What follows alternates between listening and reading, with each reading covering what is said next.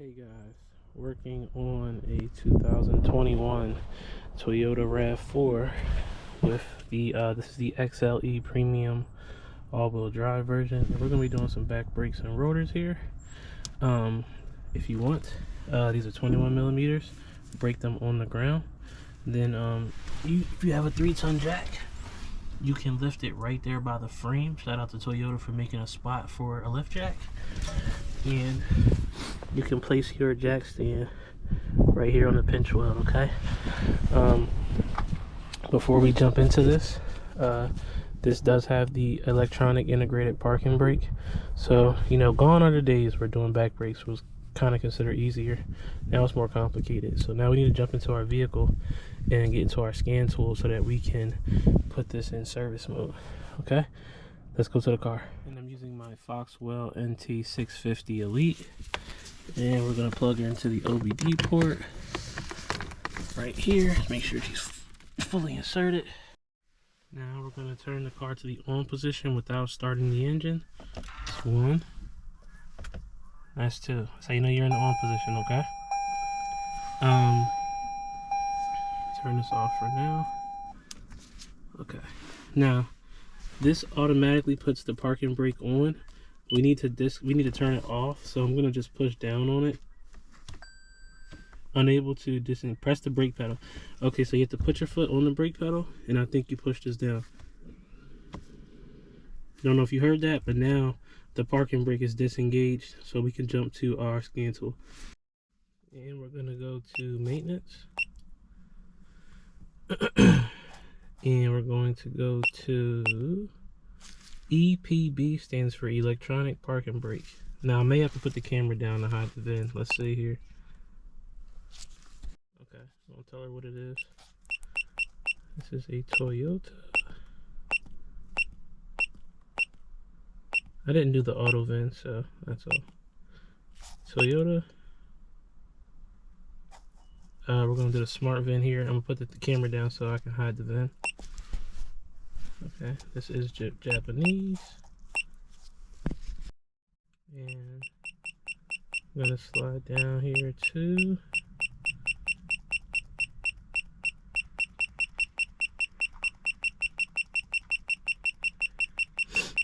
Come on, baby.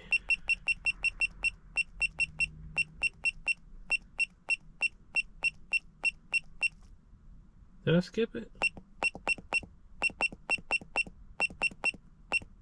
Oh, wait. There we go. RAV4. This is not the hybrid. I think HV stands for hybrid vehicle. We are not hybrid. Ew. Model code. My God. Hold on here. If your Toyota's VIN number starts with a J, that means it is Japanese built. If it starts with a number, that means it was built in the US. So we're gonna go to North America. You know you have the smart key if you walk up to the door and you can put your finger on the door and it unlocks. So we do have the smart key feature. Okay, engine, blah, blah, blah. With the smart key. All right, and let us press OK. Now we have electronic parking brake control switch, full release or initialize. I think we'll be using initialize when we're done. We need to release it, so we're going to go to number 3 here, full release. Use this function to full release the electronic parking brake actuator. This function is used to shift to full release state for the electronic parking brake. So we're going to click next. Hold on, just in case they turn on, roll the window down for you guys so you can hear it. Click next. All right, chalk the wheels. We're up in the air. We're in park. Vehicle's on a flat surface. The vehicle is indeed stopped. The engine is turned to the power. The engine is the power is on. The engine is off. Yep, engine off. Ready off. Parking brake is released.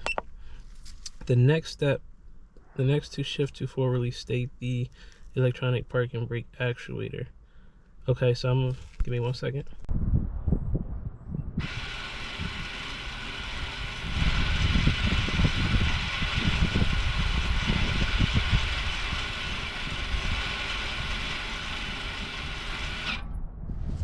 Alright, to begin here, these are 14 millimeters to my left. So I go this way. Remember, lefty loosey, righty tighty, but the ball is not facing you, so I'm going right, just like that. And then this is a 14 as well. Crack this. Good. So now, with the 17 millimeter wrench, I'll hold this in place and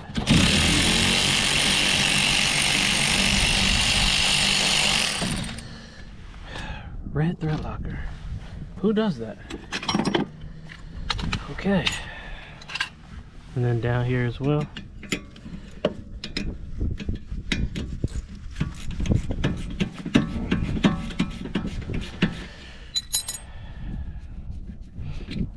Just like that. Now, I usually like to crack open the bleeder screw, and as I'm pushing the caliper back to squeeze out the old fluid, but usually on these electronic parking brakes, when you put it in service mode, the brake fluid already exits the caliper, so I'm not gonna fool with the bleeder screw. Not in this job. And what we're gonna do here is just kind of pull it out. Now, I do still have the electrical sensor connected, and I do still have this here, so just don't try to be yanking and pulling, you know, you don't want to damage that.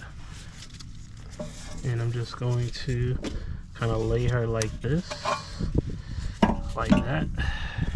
And I'm gonna spray and clean the boot. Make sure you guys can see here what I'm doing. Push it back. I'm gonna take an old brake pad off of here. And because we already put the parking brake in service mode, usually you have to get a wind back tool and push this back, but we should not have to do that. You can use a C-clamp. I got a caliper tool here, and what I'm gonna do is squeeze this, and this should go back pretty smoothly, and it does. She's going back like butter. Easy breezy cover girl. Alright. Cool. Okay, wire brush. And just scrape off. Be careful not to damage the boot. Scrape off all that debris. And now I'm gonna lay this here on its side, not putting any weight or stress on the hose and not damaging that. Now we can get, matter of fact, perfect time to start disassembling the caliper. I'm using new hardware, so that's out. If you're not good at remembering where stuff goes, only take one side off at a time. So if you get lost or confused, you can just look on the other side and see what to do. But okay, and all the clips are out, and what we want to do here is we want to re-lubricate these. So try not to actually rip this out of the bracket. Came out a little bit tough, and see that old stuff, you want to get it off of here because it's starting to go bad. And we're just like a little bit blemished.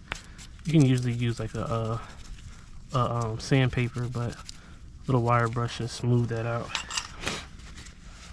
Wipe it off. I want to use some silicone paste here. Silicone paste is better than like that normal brake grease stuff, because when it gets old, it starts to like harden up, and then that's how this caliper gets stuck. I mean, that's how the slide pins get stuck in the bracket. Just like that. And you should see that move much smoother. You need these lubricated because when you drive, your caliper does want to shimmy back and forth a little bit with the brake pads. If this locks up and this gets stuck, the caliper can't move. And what can happen is your brake pads will actually like ride the rotor, where they'll kind of like stick on the rotor. And that's how you get excessive pad wear. I've seen these get to the point where you can actually start, you know, putting a light glaze on the rotor, and even worse, catch on fire. So these are pretty important.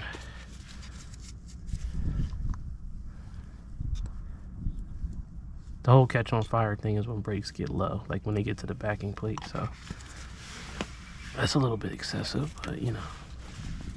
All right, now literally while this was still attached, we prepped this. Now we can break the two bolts here. They're 17 millimeters. When you're working in tighter spaces, well, this is actually has a good amount of space, but you're gonna have to get a little bit better with wrenches. So 17 millimeter here. I think I'm going down. Lefty loosey. Oh no, I go up. I'm sorry. And there we go. And this is called a wrench extender that I'm using. It's to give me extra leverage. It acts as a breaker bar in tighter spaces.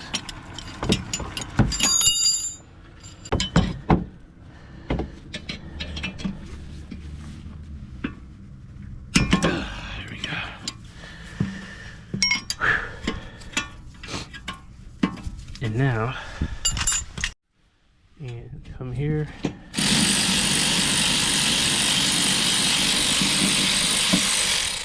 That's a 17. And then here as well.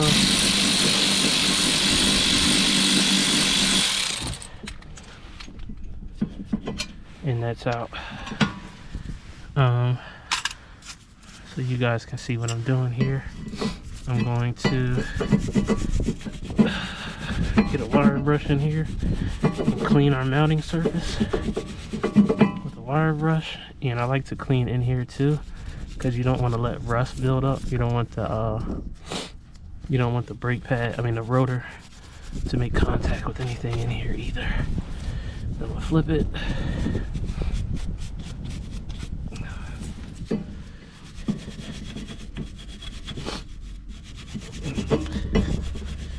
Get that nice and clean. Good money. Now, before we continue with that, I will be replacing my rotor here. So I'll show you, you can get a sledgehammer and whack it, but you don't really want to hurt the wheel hub here. So I always keep spare nuts. And if you see your rotors, some rotors have holes in them, like threaded holes. You can get a stud in here, a bolt in here. If I can get it straight, there we go. Just like that. Mine's is a 13 millimeter. Usually the caliper bolts can fit in these holes too, but they don't fit that good. So, oops, wrong way. Damn.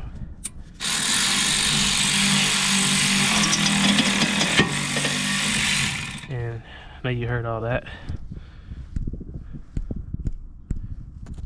What we're doing here is by pushing. I'll show you a little bit. Here, pull it off.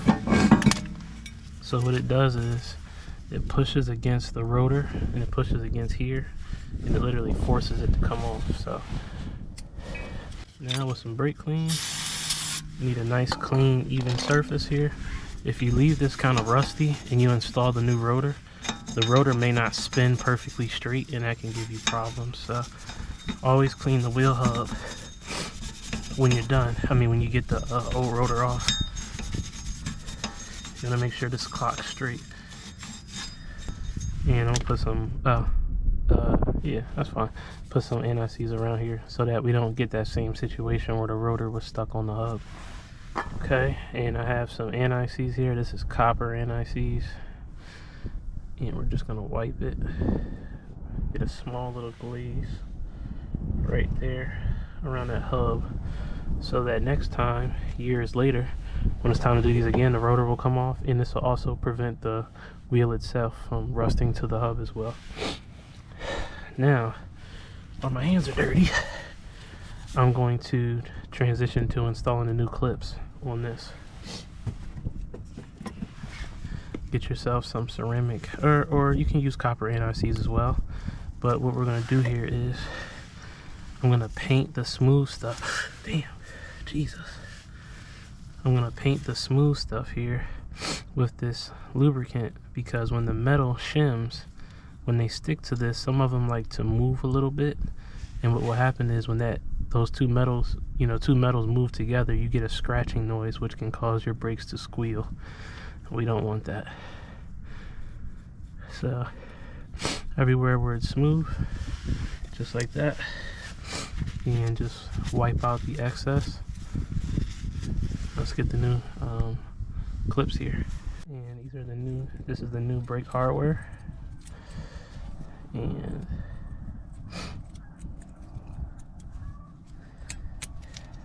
let's get her in there. Like I say, if you can't remember, leave one side untouched so that you don't get it incorrect. Come on, baby. There we go. And now they're all assembled. Now I can get the rotor ready. And these are not like normal rotors. These are actually zinc coated, so they're black. But just for the sake of the video, you do want to clean these. And here as well.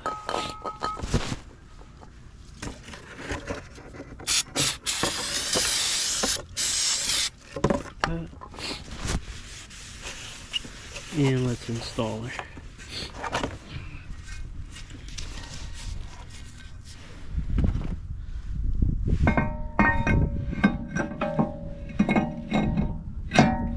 And boom, I'm gonna put a rotor stud on here to hold it in place. Okay, now she's ready to be installed, and I got a little bit of thread locker on here. This is actually low strength, medium strength, low strength. Either one is good. You don't have to use it either. I just like to use it in this situation. There we go. Caught her. Install her finger tight. Same scenario here. A little bit of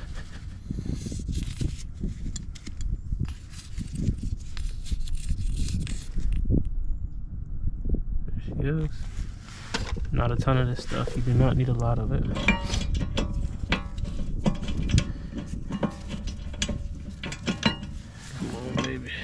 Let's work these back. Let's get these installed.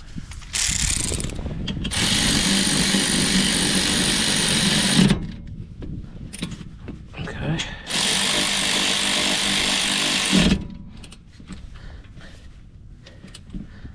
Okay. And for the torque monsters, this gets torqued to 65 foot-pounds.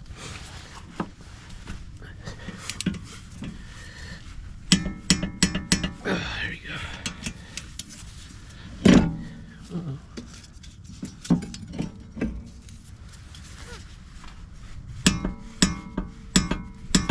65. Now let's get our brake pads. Okay, and now I do want to mention here, these brake pads do have these little clips that go on it. If it's too difficult to put them on, I would just take them off. We will see how hard it will be for me. Put one on the top, one on the bottom. Who gives a damn?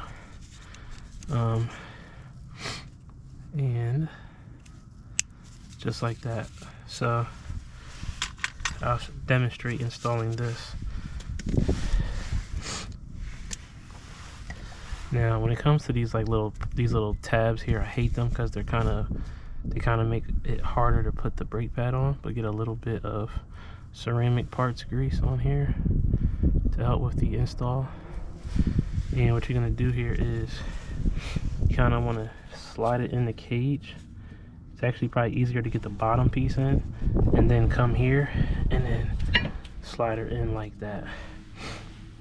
Here. And I'm gonna kind of do the same thing here, where I push the bottom in first and then the top in secondly. Good. And now these brake pads are installed.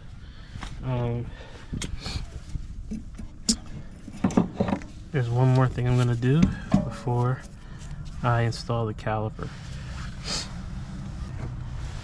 I have something called Loctite Disc Brake Quiet Stick. It's like a kind of a glue or a bonding agent that will go here.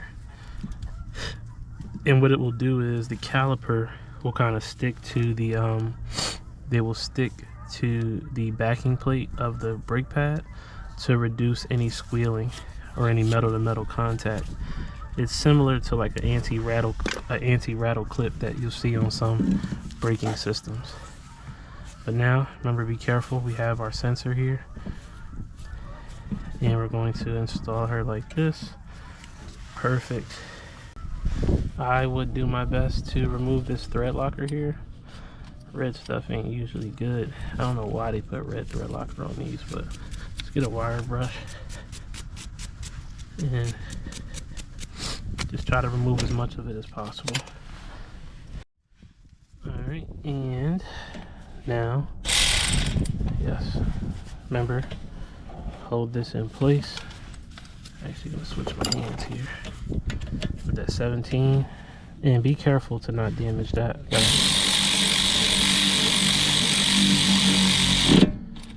Just like that.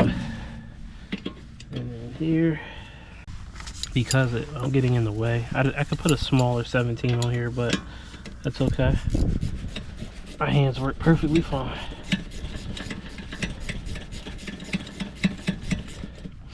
Good.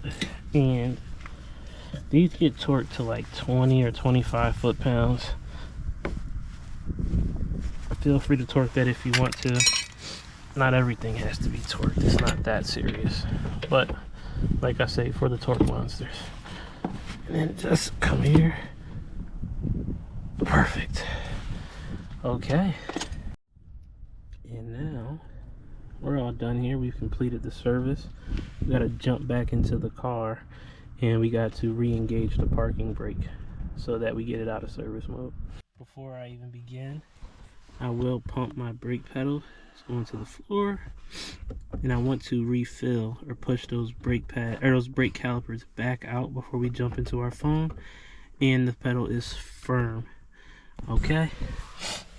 ACC with our foot off the brake pedal. We're going to press it again.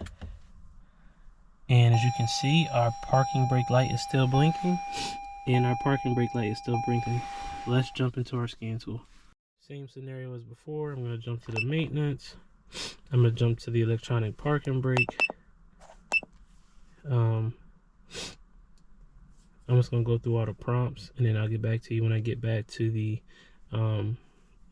parking brake settings.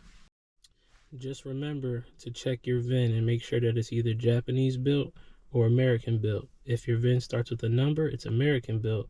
If it starts with a J, it's Japanese built. Ours is American built. Let's go to it. Let's go to control switch. Let's press next. Engine is off, but the power is on. Next. Now manual mode, auto mode, lock or release. I'm gonna go to lock. And I can hear him engaging.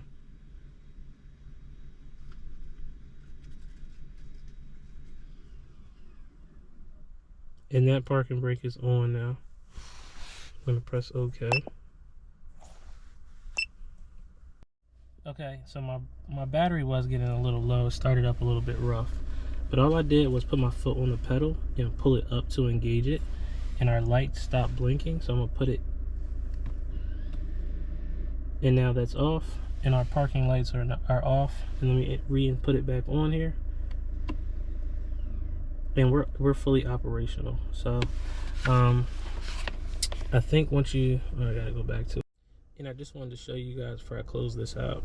I don't think there's anything wrong if you use the electronic parking brake initialize, or if you go to the control switch. Next. Next. Next. I don't think there's anything wrong if you either go to the lock mode or the initialize mode and set it like that. These are always weird. Sometimes they have a release and they have a a release and then another setting to put it back in the non-release mode. But once I did that, once I put it in the lock, and then once I did the electronic parking brake initialize, I don't even know if you have to do that, but the light continued to blink. As soon as I put my foot on the brake pedal and I pulled up, you heard the parking brake come on a little bit more, and this light stopped blinking. So that's the only thing I would say is different. When you're done and you put it either into the initialize or lock mode, put your foot on the brake pedal and pull this switch up, and if this goes away and it's no longer blinking and it's solid, you completed the job correctly. So thanks for watching, you guys. Till next time, out. Bye. Oh, and I'm gonna check the brake fluid, and remember, put your wheels on, finger tight, 100 foot-pounds, and drive the car smoothly to break those brake pads in. All right, thanks for watching.